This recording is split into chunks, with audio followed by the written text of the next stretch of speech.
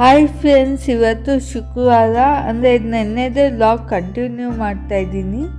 ನೆನ್ನೆ ಹೇಳ್ದೆ ಅಲ್ವಾ, ನಾನು ಬರೀ ಟೆಂಪಲ್ಗೆ ಹೋಗಿ ಬಂದ್ವಿ ಅಷ್ಟೇ, ಆ್ಯನಿವರ್ಸರಿ ಪ್ರಯುಕ್ತ ಏನು ಸೆಲೆಬ್ರೇಟ್ ಮಾಡಿಲ್ಲ ಅಂತ. ಬಟ್ ನನ್ನ ತಮ್ಮ ಸಡನ್ನಾಗಿ ಸಾಯಂಕಾಲ ಕೇಕ್ ತಂದ್ಬಿಟ್ಟ. ನನಗೂ ಬೇರೆ ಕಡೆ ಐಸ್ ಕ್ರೀಮ್ ತಗೊಬೋಣ ಸಾಕು ಅಂದೆ, ಬಟ್ ಇಲ್ಲ ಕೇಕೇ ಬೇಕು ಅಂತ ತಂದ್ಬಿಟ್ಟ.